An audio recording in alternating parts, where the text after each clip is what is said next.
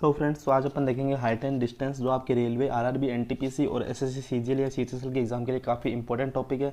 तो चाहे अगर आपने चैनल को सब्सक्राइब नहीं किया तो चैनल को सब्सक्राइब कर लीजिए, क्योंकि अपन इस चैनल पे एकदम बेसिक टू बेसिक मैथ पढ़ेंगे और एकदम अच्छे से देखेंगे कैसे क्या होता है। तो गाइस, जैसे कि अपन हमने को पूछा है कि हाइट एंड डिस्टेंस ये जो होता है एक टॉपिक है, उसमें अंदर क्या होता है कि एक ऑब्जर्वर होता है, मतलब एक जो देखने वाला होता है उसकी आँख से एक एंगल बनता है किसी चीज़ को देखने पर।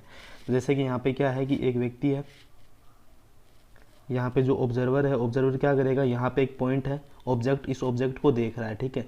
और इसकी मतलब ये उसकी जो आंख से ये वाला एंगल बन रहा है वो कितना बन रहा है, थीटा बन रहा है। और इस एंगल को अपन क्या कहते हैं, एलिवेशन एंगल, मतलब कि उन्नयन कोण कहते हैं। जो किसी आंख से बनने वाले कोण को, अगर ऊपर कोई चीज़ है, मतलब कि किसी हाइट पे कोई चीज़ है, उसको अपन अपनी आंख से देखते हैं तो वो वाला बनने वाला एंगल क्या होता है, उन्नयन कोण होता है, एलिवेशन एंगल होता है। ये उसकी हॉरिजॉन्टल लाइन होती है, मतलब ये उसकी ऑब्जर्वर की आंख है, तो आंख से बनने वाला ये एंगल कितना होता है, और थीटा होता है। और थीटा को क्या कहते हैं अपन, उन्नयन बोलते हैं, ठीक है।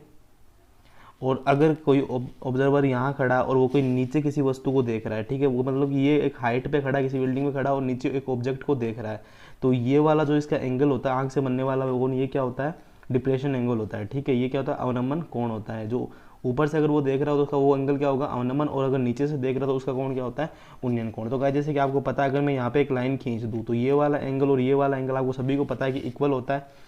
इसमें क्या होता है, जो एंगल होता है अवनमन कोण और उन्नयन कोण, मतलब कि जो एलिवेशन कोण एंगल होता है और जो डिप्रेशन एंगल होता है वो क्या होता है, इक्वल होता है। तो आपको ज़्यादा इसमें ध्यान नहीं रखना, आपको क्या, अगर ये वाला एंगल दे तो ये एंगल इक्वल होता है, मतलब कि अगर यहाँ पे 30 तो वो भी 30 डिग्री ही होगा। एलिवेशन और डिप्रेशन एंगल हमेशा क्या होते हैं, इक्वल होते हैं इस प्रॉपर्टी से। ये वाला एंगल और ये वाला एंगल हमेशा इक्वल होगा। एलिवेशन और डिप्रेशन एंगल क्या होता है, इक्वल होता है। तो चलिए अपन देखते हैं। आपको मैं एक सीधी सी बात बता दूं, हाइट एंड डिस्टेंस करने के लिए आपको क्या करना पड़ेगा, तो थोड़े बहुत रेशियो याद रखने पड़ेंगे, और उससे क्या आएगा, आपको जो इक्वेशन है वो एकदम इजीली सोल्व हो जाएंगे। तो आपको पता है कि यहाँ पे क्या दे रखा है आपको, अगर एंगल 360 दे रखा हो, मतलब ऑब्जर्वर है, जो ऑब्जर्वर की जो आंख से एंगल बन रहा है किसी ऑब्जेक्ट, मतलब ये जिसकी हाइट है, इस हाइट पे रखी हुई कोई चीज़ को वो देख रहा है, इस पे देख रहा है, इस पॉइंट ए पे वो देख रहा है, और इसकी आंख से बनने वाला एंगल 30 डिग्री है। ये वाला एंगल अगर 30 डिग्री हो तो 30 डिग्री के पास में हमेशा क्या होता है, मैं आपको बता दूँ, अगर अपन इसमें टेन थीटा अप्लाई करेंगे तो टेन थीटा, अगर टेन थीटा अपन 30 कितना होता है, टेन थीटा 30 की वैल्यू क्या होती है, 1/√3 होती है। और टेन थीटा वैसे क्या होता है, परपेंडिकुलर अपॉन बेस होता है, ठीक है। परपेंडिकुलर कितना है अपना 1 हो जाएगा, और बेस कितना हो जाएगा अपना, √3 हो जाएगा। तो बेस √3, परपेंडिकुलर हो गया 1। तो 30 के केस में क्या होता है, 30 के केस में 30 डिग्री के पास वाली जो साइड होती है वो होती है √3, और जो 60 डिग्री के मतलब कि जो उसका परपेंडिकुलर होता है उसकी वैल्यू होती है 1 होती है, और जो उसका हाइपोटेनियस होता है वो क्या होता है, 2 होता है। तो आपको ये रेशियो याद रखना है, √3, 2 और 1। 30 डिग्री के पास में हमेशा √3 रहेगा, और 60 डिग्री के पास में हमेशा क्या रहेगा, 2 रहेगा, और 90 डिग्री के पास में हमेशा 1 रहेगा, ठीक है। आपको ये चीज़ें याद रखनी है। 30 डिग्री के पास में हमेशा √3, और 60 के पास हमेशा 1 रहेगा, और जो हाइपोटेनियस है वो क्या रहेगा अपने पास में, 2 रहेगा, ठीक है। अगर अपन देखते हैं, अब जो आंख से बनने वाला जो ऑब्जर्वर की आंख का एंगल है, किसी ऑब्जेक्ट को वो यहाँ पे देख रहा है, अगर वो एंगल अगर बने कितना बने 60 डिग्री, अगर वो एंगल 60 डिग्री है तो टेन 60 की वैल्यू क्या होती है, √3, और √3 जो परपेंडिकुलर अपॉन बेस होता है, परपेंडिकुलर अपॉन बेस कितना हो जाएगा अपने पास में, परपेंडिकुलर हो जाएगा √3, और बेस क्या हो जाएगा, 1 हो जाएगा। मतलब कि 60 डिग्री के केस में क्या होगा कि जो परपेंडिकुलर की वैल्यू होगी, मतलब जो हाइट होगी वो √3 हो जाएगी, और जो इसके पास में जो बेस की वैल्यू होगी वो कितनी हो जाएगी, 1 हो जाएगी, ठीक है।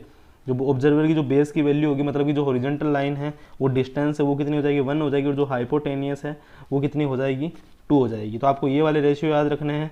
60 के केस में पास वाली साइड 1 होगी, और 30 के केस में जो ये बेस वाली साइड होगी वो √3 होगी। बस इतना ही आपको ध्यान रखना है। हाइपोटेनियस दोनों में सेम रहेगा, करंट की वैल्यू हमेशा दोनों में 2 रहेगी, ठीक है। चलिए अपन देखते हैं 45 डिग्री के केस में, कि अगर अपने को ये वाला एंगल 45 दे दिया जाए तो क्या होता है। तो क्या आपको पता है, टेन 45 की वैल्यू क्या होती है, टेन 45 की वैल्यू होती है 1 होती है। परपेंडिकुलर अगर बेस से देखें तो टेन 45 में जो हाइट होती है और जो बेस होती है दोनों क्या होती है, इक्वल होती है। अगर आपको एंगल 45 दे रखा है तो आपको हमेशा ध्यान रखना है, जितनी आपकी हाइट होगी उतनी आपकी क्या होगी, बेस होगी, ठीक है। और हाइपोटेनियस यहाँ पे √3 रहेगा। तो चलिए गाइस, अपन और भी हाइट एंड डिस्टेंस के बाद में इजीली मैं आपको समझा रहा हूँ, वो आप पहले समझ लीजिए, फिर अपन हर क्वेश्चन में लगाएंगे तो आपके क्वेश्चन विद इन 2 सेकंड के अंदर हो जाएंगे। जैसे आपको यहाँ पे दे रखा है 30 डिग्री और यहाँ पे दे रखा है 45 डिग्री। तो पहले मेरे को बताओ कि ये वाला जो ट्राइंगल है ABC और यहाँ पे D पॉइंट है, ठीक है। तो ABC मतलब ABC ट्राइंगल को अगर अपन देखें पूरे वाले ट्राइंगल को, तो इसमें 30 डिग्री बन रहा है।